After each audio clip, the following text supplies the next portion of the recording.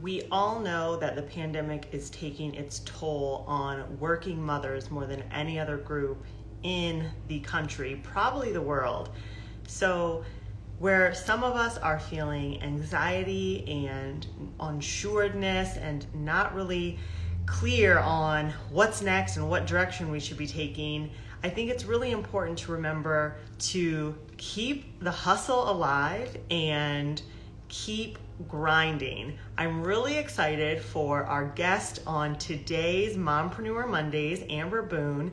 She is a multi-hyphenate entrepreneur, speaker, podcast owner, and I am so pumped to be able to talk to her and learn a little bit about her perspective throughout this whole pandemic and how she has continued to really grind, hustle, and work hard during this time.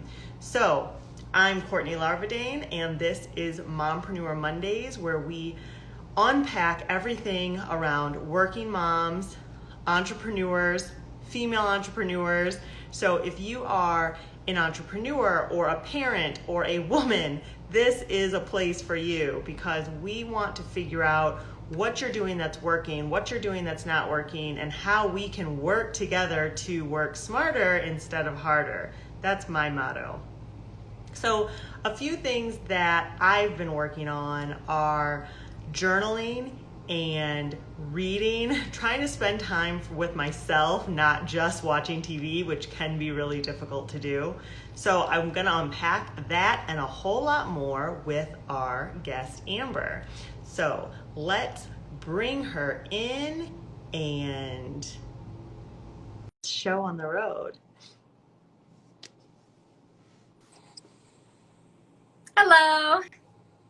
All right, we're waiting to bring Amber in right now, and I'm really excited to have her introduce herself. Hello, how are you? Hi, I'm good. How are you? I'm good. So good to see you virtually. It's been such a crazy year. It's good to see you too. And yes, it's been a crazy, crazy year. Well, I'm so excited to have you, and we have tons of stuff to chit chat about, and I'm going to try to cover it all. So let's get started by having you introduce yourself. Tell us a little bit about who you are and what you do for a living.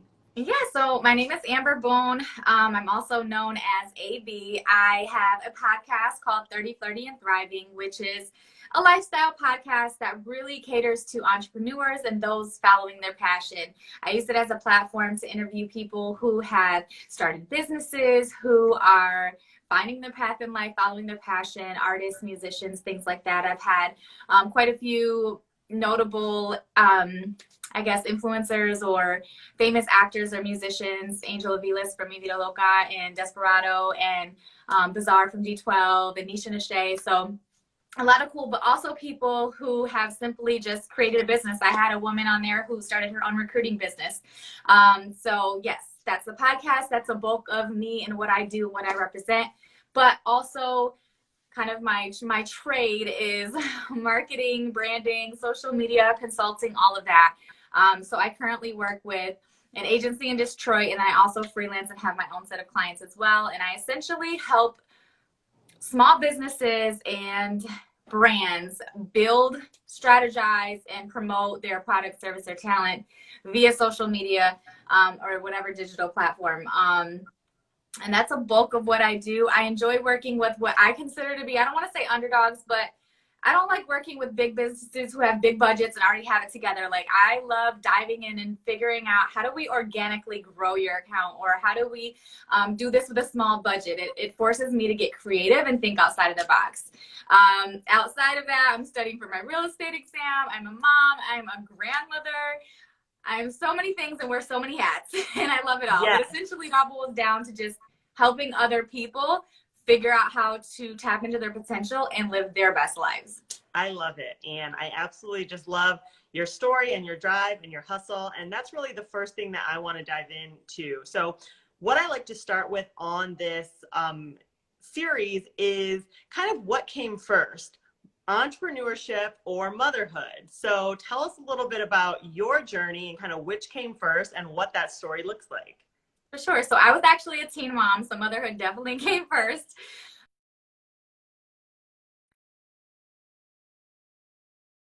I was trying to, well, I finished high school a year early, and I started college, and my goal was to graduate college and become a lawyer.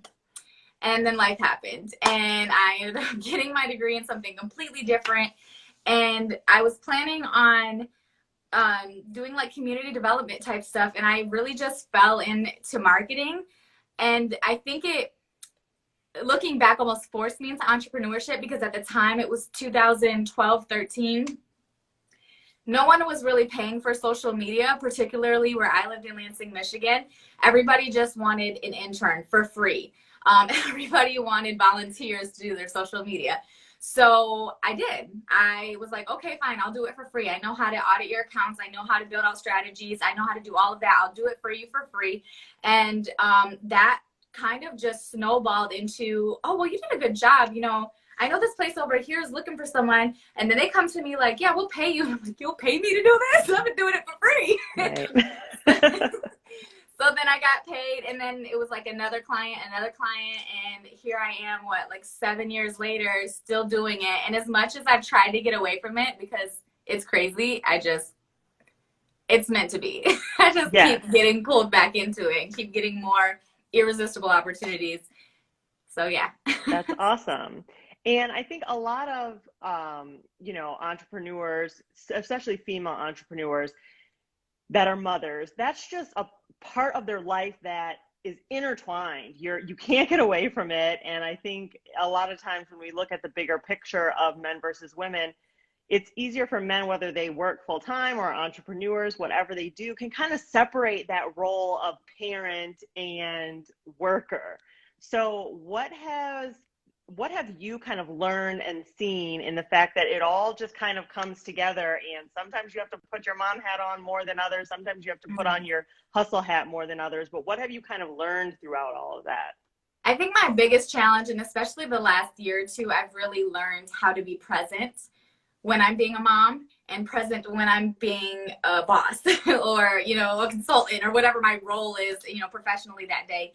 I think that for the first several years, I thought I could be like, have all these hats on at the same exact time. I could literally be at, a football game, or at a conference, or at a recital, while creating content, messaging, and, doing other stuff, and just literally doing a million things at the same time. And while in a sense I was effective in doing those things, I realized that everything was lacking. Like, my kids are like, yeah, Mom, you were here, but did you even see anything? Your face was in your phone the whole time, or you had your laptop out.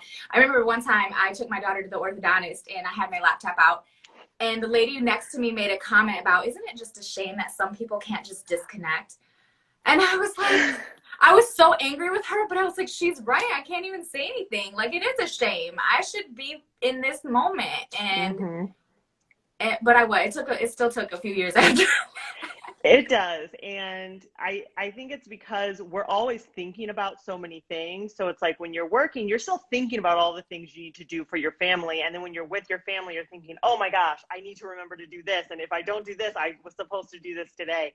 And so that can get really difficult, because all those reminders just pop in your head, and you can't control what time that's going to happen. Absolutely. So I want to shift gears to this year that has been 2020, specifically the COVID-19 pandemic. Take me back kind of to March with what was your year looking like before everything changed, and then what kind of changed when March hit and everything got shut down? Tell us a little bit about that. Yeah, so of course, like most people, we came into 2020 like the year of vision. Oh my gosh, it's gonna be amazing. And I had my entire year booked out, personally and professionally.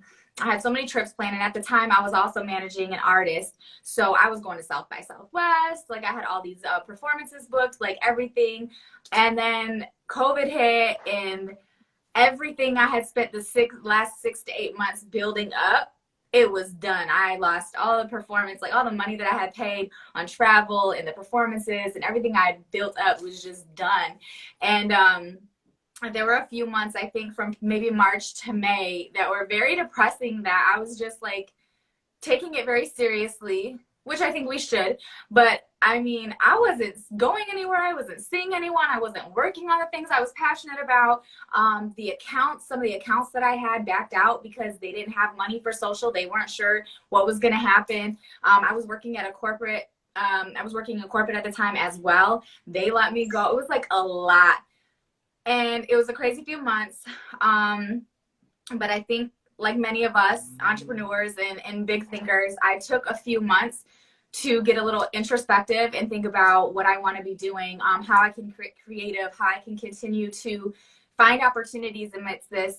And I did. And it's just like, now I'd say like the last few months of COVID have been insane. It was like at first these accounts were backing out because, you know, they didn't know what was going to happen. And now I'm getting more clients and more calls and more requests. And I'm just like, wow, I'm not even looking for business. Business is just coming to me. And so it's been really good. But I think a lot of that was just me kind of getting my mind right and putting the right energy out there.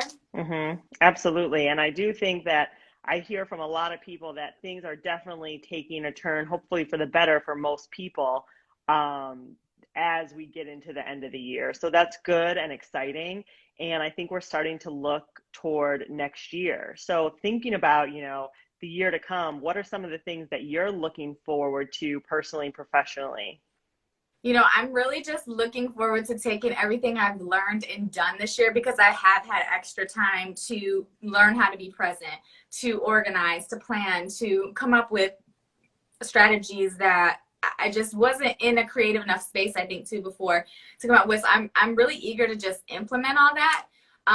And again, I think the biggest thing is just that thing of just being more present, not saying yes to everything, knowing how to balance. And for 2021, that's it. I feel like I've often operated out of like working toward the end goal instead of just owning the moment. And so Absolutely. 2021, I just want to be in the moment. I mean, I have my goals and things like that, but I don't want to get so hung up on that I miss what's here right now. And I think that's the main thing that COVID has taught me. I worked so hard on all the future stuff and it was gone in a flash. Yeah. So, and then I'm not to say that I missed out, but man, if I would have just taken that time to be more present in those moments and just have that. So that's definitely the focus for 2021. Yeah, we all learned how to be present. We were forced to. We had no choice. We didn't have any choice. So what are some of the things you do to help you plan, stay present? Do you do vision boarding, journaling, have a planner? What are some of the tools that you use? Yeah, so I do a lot of visualization. So I do have a vision board. I do a lot of meditation and prayer and things like that. Just trying to get in the mindset. For me, when I say meditate, I'm not like, because I can't do that because I'm always too go, go, go. But for me, walking is meditation. So I walk my butt off. Like I try to walk at least once a day. If I feel like, I always say like my brain is just overloaded. If I get to the point where my brain is overloaded, I'm going for a walk. And sometimes I go for a wine walk where I have a little, I have a little glass of wine. I've been on one of those before. Yeah, it's amazing. It's like, it's just decompress and then get like, I feel like you have to allow yourself to process those thoughts without pressure. And if you're at the computer or at a deadline or, you know, you're at your kids' demands, it's hard to process all of those thoughts uninterrupted and unpressured. So taking a walk or doing whatever it is that for some people it's working out, for some people it's taking a bath. For me, it's my walking. And I think that's been a huge part of me being present. And then I have like a lot of visuals. So like in my office, I have whiteboards, I have cork boards, I have a lot of different things that just constantly I can post things just to remind myself what my goals are, visuals, words, lists. I love lists. I love checking things off and crossing things out. So those are helpful as well. Just that visualization of it's done or this is what I'm looking forward to. Awesome. That's amazing. So tell me a little bit, switching kind of to mom life, what are your kids' situations? What are the ages of your kids? Who was going through virtual schooling? How is that going? What's kind of going on there? Yeah, so my oldest actually turns 20 tomorrow. Oh, yay. Happy early birthday. Yes. And she has two little ones. Yesenia is 2 and Elena is 8 months. So 2 little grandbabies. They don't live here. And my son, my oldest, and she graduated when she was 16. So she's been out of the house quite a few years doing her own thing. My older son is 17. He graduated this past May from high school, and he's taking a gap year. Nice. So he's trying to figure out what he it's wants a to really do. good year for that. I was gonna say it's a great time for a gap year for sure. He doesn't know what he wants to do. He was working, but because of COVID, it was hard. And so then my youngest, he lives here at home, and he is in 7th grade, and he's doing virtual learning, which he loves, and he's very, very independent and self-sufficient. So thankfully, it doesn't require a lot of me. But like most parents, I still get the email where I'm still like, okay, do you have this assignment done? Did you do this? Are you on your Zoom? Like checking in. And then I get the email like, your son is missing this assignment. I'm like, I thought you said, Right. I went in there, I seen you. Or just going in and making sure, he's not sleeping at his Zoom, Right. or making sure his camera's showing. But I do know other parents who have younger children, and they are essentially teaching their children at home. Right. I'm very thankful. I don't know if I could do it, but also just like for an entrepreneur or even a working parent, I don't know how they dedicate that time to that. Right. There are such strong requirements on parents for some of these schools' virtual learnings. As I said, fortunately, that's not my situation, and my son is older and he's very self-sufficient. So yeah, I definitely think that there is kind of a worst case scenario age range, which is like kindergarten to probably 5th or so grade, where they absolutely need somebody. They can't sit on Zoom all day and actually learn anything. And if you work in any sense of the word, you're not available, for a full day to sit down and teach your child. So I also feel the same way. My heart goes out to those parents of young school age kids, and just, this has been a crazy year and trying to figure it out. And I hope that we can just all do the right thing so they can go back to school. Absolutely. Absolutely. And I still have, it's November. I know for our school district, they were saying they might go back during the 2nd semester, but we haven't heard anything. We have no idea what's going on. Yeah, it seems like they probably are waiting till the last minute to make any kind of decisions, which is totally understandable. Mm-hmm. So what's your advice to a mom out there who, during this whole year has said, man, I need to step out on faith and I need to start my own thing, whether it's a podcast or a business?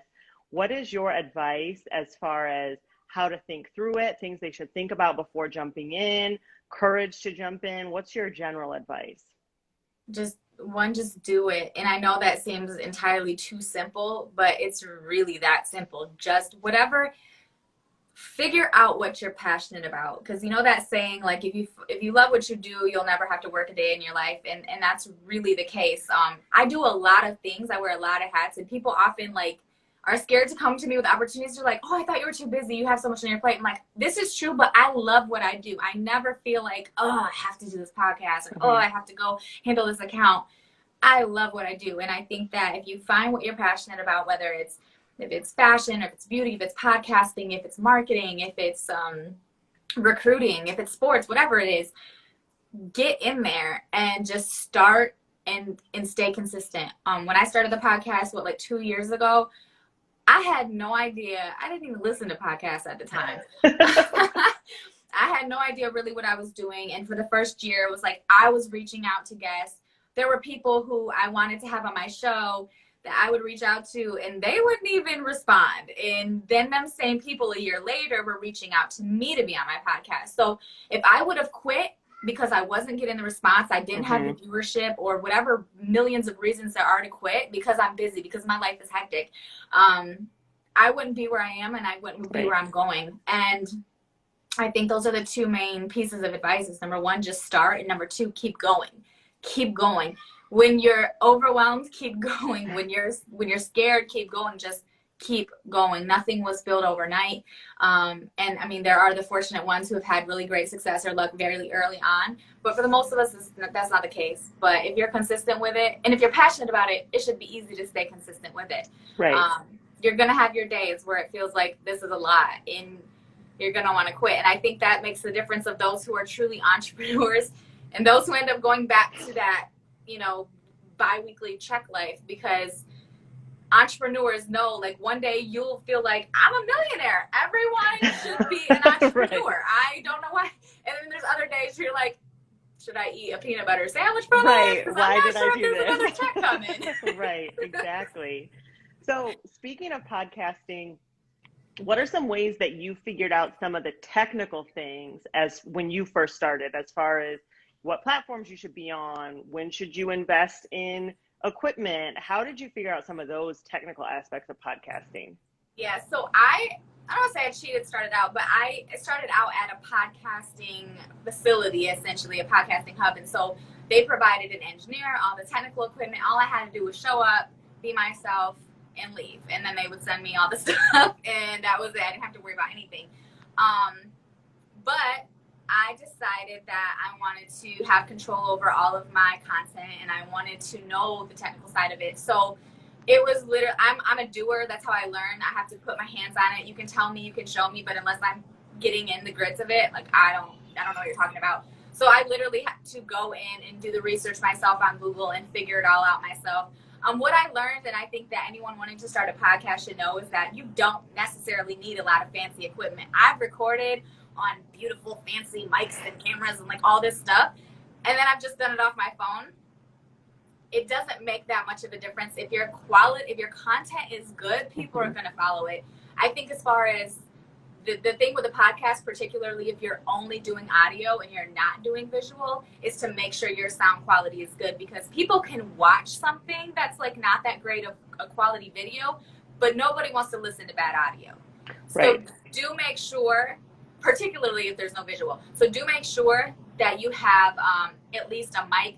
Even if you're doing it from your phone, you can get these plug-in mics that plug right into your phone for like 2 of them for $20 on Amazon, and they work beautifully. If you don't even have that and you're just getting started, use your headphones. Yeah. Talk right into your headphones. Like, it works, and it's better than nothing. I had to learn when I built my own, podcast studio in my office in my house, that there was a lot of echoing because of like the walls, and I went to Wendy's and got a bunch of the like cup holders. Yes. I love it. And I like hammered them into the baselines of my house, the corners of my room, and put a blanket behind my banner here. I mean, I literally you just figure it out. Yeah. You get innovative, you get creative. You don't have to have a lot of money to do it. You do your best. And the beautiful thing too is if you are doing a podcast with a visual aspect to it, the visual is only this big. Y'all don't know where I'm at right now. Right, exactly. You don't have to do a whole lot of extra. Exactly. That's really, really wise. So that's great advice, because there are so many people who have great ideas and have knowledge and want to get into this podcasting space, but I do think it can seem like there's a little bit of a learning curve.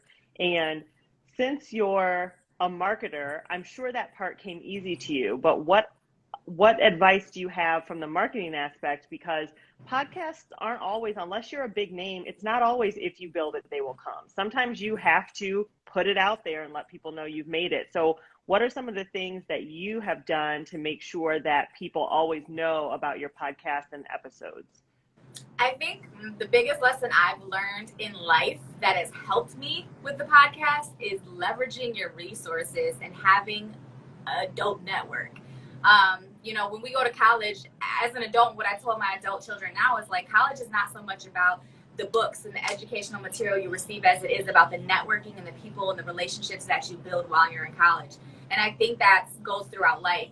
So I have been fortunate enough to have built this incredible, amazing network of people, particularly in Greater Detroit, but it's expanded to the entire United States at this point, of just really amazing, like-minded people.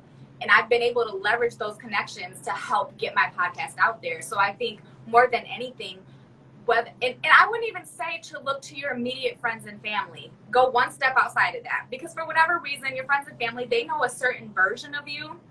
And when you start to present this new version, I have a podcast, they're like, what? But you like, that's not you. They don't get it. So you go one person beyond that.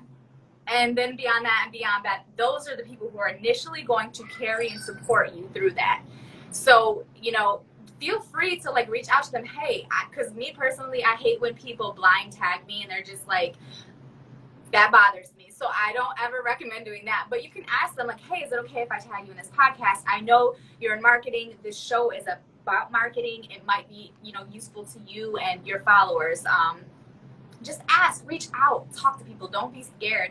Leverage the connections. You know, when you have guests on your podcast, ask them, you know, please share this. I've had, especially in my early days, quite a few guests who wanted to be on the podcast and they never even shared it. I'm like, what are you doing? Why were you here? Right. I agree. You definitely have to put the ask out, and sometimes people just don't think about it. And that gentle nudge can be helpful of, hey, you know, now that you have this, here's the link, you know, you can share Absolutely. it. I love that. And I love the advice of just go for it. That goes for so many things, because oftentimes it's so easy for us to talk ourselves into all the reasons why it's going to be hard. And we have to do really the hard work of saying, right, but I should do it anyway. I need to just start anyway. So I really like that. It seems really simple to just say, just start. But that really is something that makes a big difference in just putting one foot forward and seeing what happens. Absolutely. One foot in front of the other, and then just keep going. Just keep walking. Awesome. Well, tell us where people can find you. Okay, so on Instagram, it's 30 Flirty in Thriving AB. Instead of and or an and symbol, it's the in and then AB. Same thing, Facebook, 30 Flirty and Thriving. I'm redoing my website, but the website is 30 Flirty and Thriving. Everything is pretty much 30 Flirty and Thriving. If you hashtag 30 Flirty and Thriving on Instagram, you'll probably find some of my content. If you Google 30 Flirty and Thriving AB or Amber, you'll probably find some of my content. So I'm trying to get Googleable. That's with the 30 Flirty and Thriving thing. Hopefully you guys can just pop that stuff in and it'll come up. I love it. Awesome. Well, it was so good talking to you. Keep up the amazing work. Here's to 2021. We're all going to rock it out. And I look forward to seeing you, working with you down the line, and, you know, when outside opens up again. Absolutely. Thank you so much. All right. Bye-bye. Bye.